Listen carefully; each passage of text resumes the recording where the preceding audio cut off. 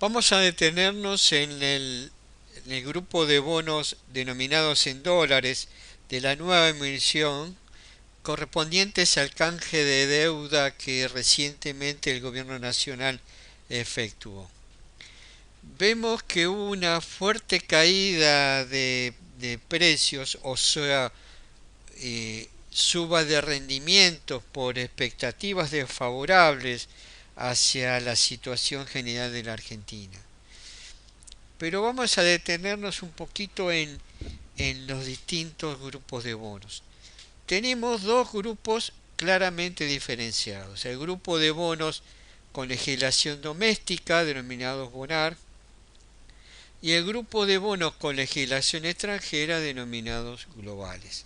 Si bien hay características similares entre activos de ambos grupos, salvo el 2046, que solamente existe en el grupo de globales, hubo una seria diferenciación entre los activos de corta duración, como podríamos llamar al 29 y el 30, en ambas categorías, y los activos de mayor duración que van del 35 al 41, también en ambas categorías.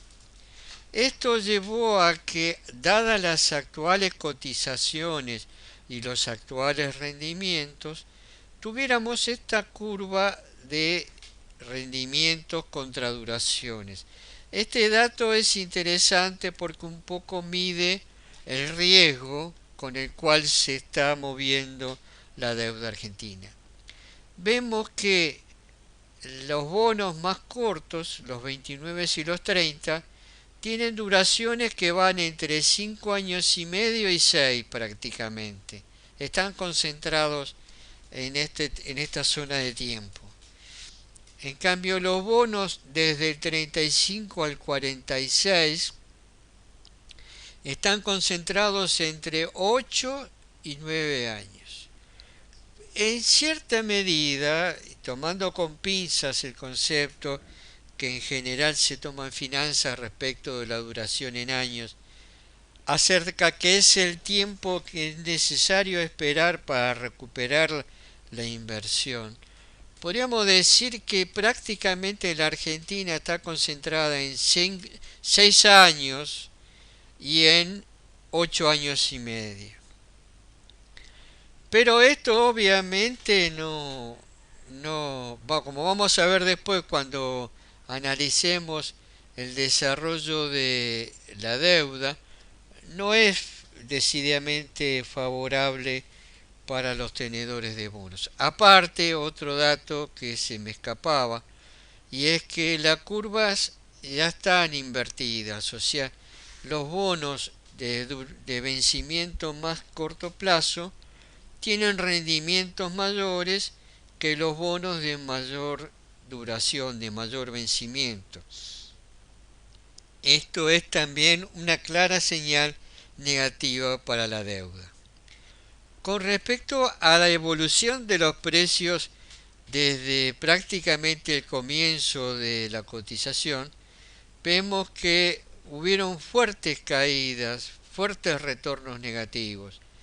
Sobresale los 30 por la fuerte presión que ha hecho el gobierno para bajar la paridad cambiaria vendiendo este tipo de activos, principalmente a L30 y también algo de Global 30. Pero hay otros activos que también merecen atención, como son los 38, que nos vamos a referir ahora enseguida, tanto en el Bonar como el Global. Y el spread entre los distintos vencimientos, dado que la característica de los bonos con respecto a su flujo de fondos son similares, lo que cambia es la ley bajo la cual se puede demandar al gobierno argentino.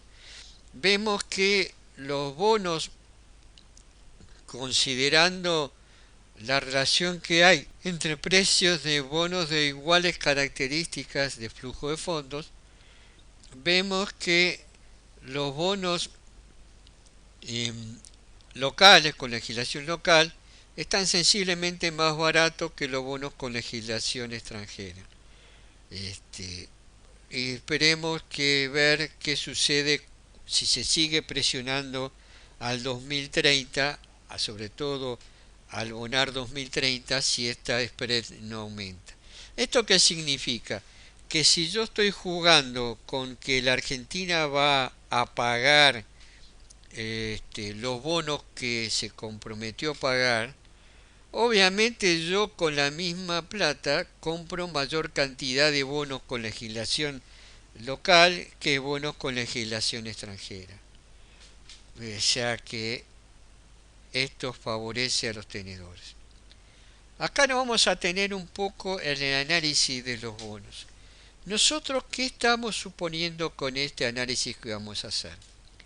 Por ejemplo, vamos a suponer que yo a los bonos con legislación doméstica, AL29 y AL30, yo me fijara un horizonte de tiempo de aproximadamente 6 años.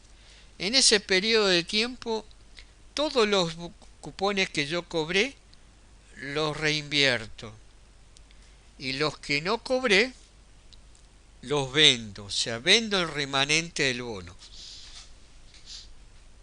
Yo voy a suponer que este proceso de cobrar los cupones y vender el remanente del bono a 6 años, yo voy a tener un proceso de, digamos, de actualización y capitalización promedio.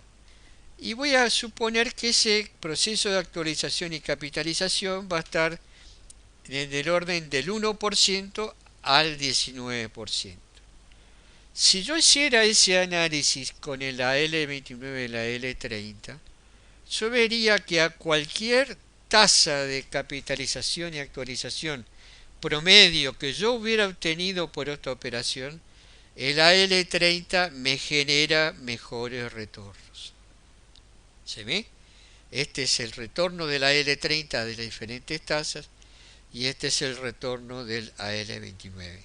Probablemente esto esté debido a la fuerte presión vendedora sobre este bono que el gobierno nacional está efectuando a través de ventas de organismos o agentes del Estado para bajar la paridad cambiaria.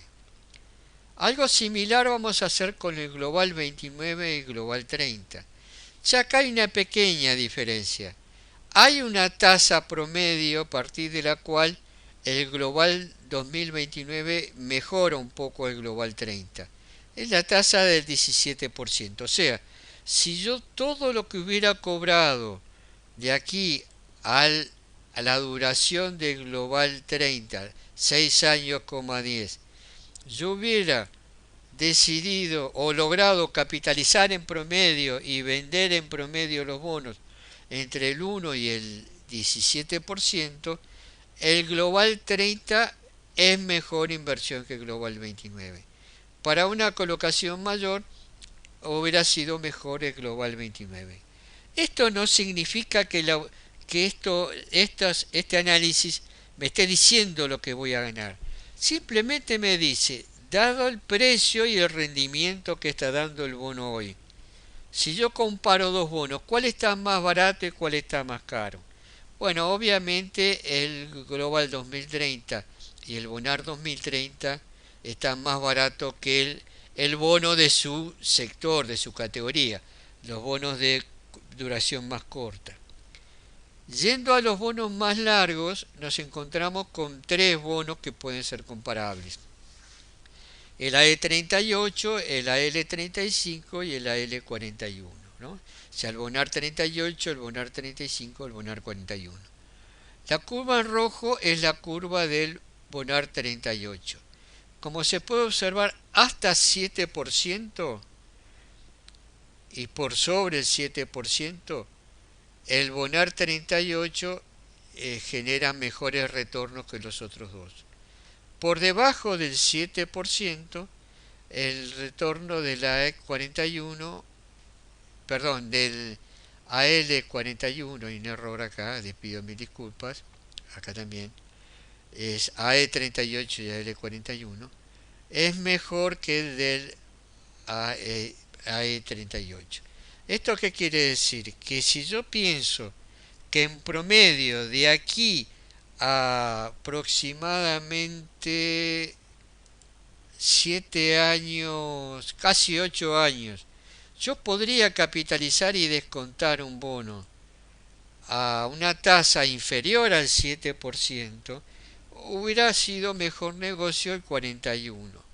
En cambio, si yo supongo que va a estar por encima del 7%, evidentemente es más barato hoy el 38.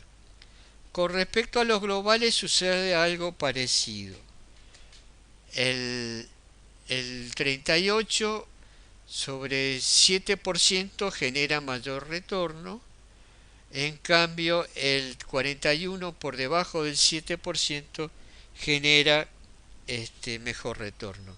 En ninguno de los dos casos el global 35 mejora al 38 o mejora al 41 en las situaciones más favorables. Acá ni siquiera en cualquier tasa supuesta de actualización y de capitalización.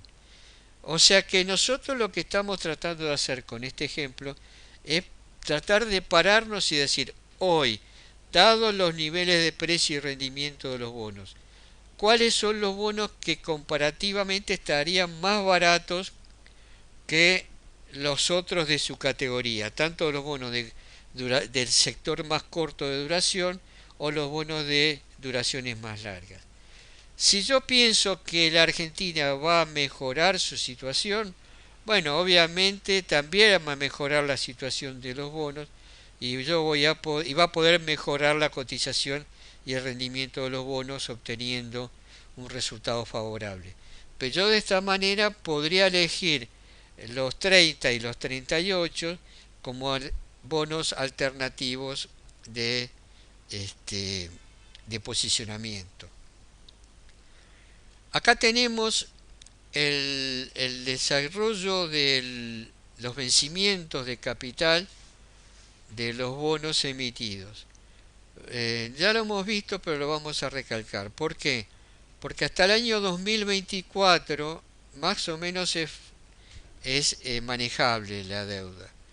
A partir del 24 ya tenemos vencimientos superiores a 4.000 millones y ya en el 25 tenemos vencimientos de 8.000 millones de dólares que el gobierno tiene que afrontar por esta nueva emisión.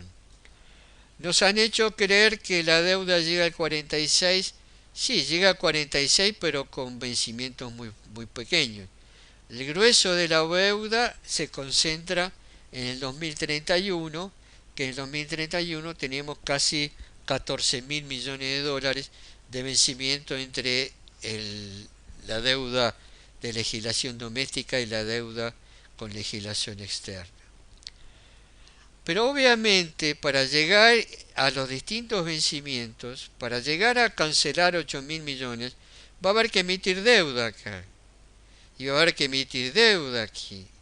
En algún momento de aquí también, sobre todo a medida del 30.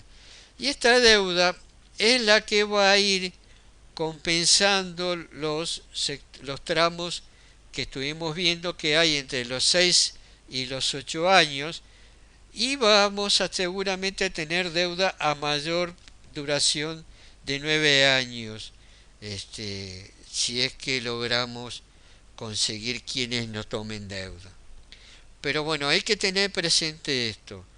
No es que la deuda vence en el 38, en el 41 o en el 46. El último cupón de esas deudas vence en esa fecha. Y a veces es un cupón de capital muy pequeño. El grueso de la deuda vence entre el 2024 y el 2031. Aquí es donde la Argentina debe superar este escollo logrando refinanciar deuda. Bueno, así que en los próximos años veremos qué sucede.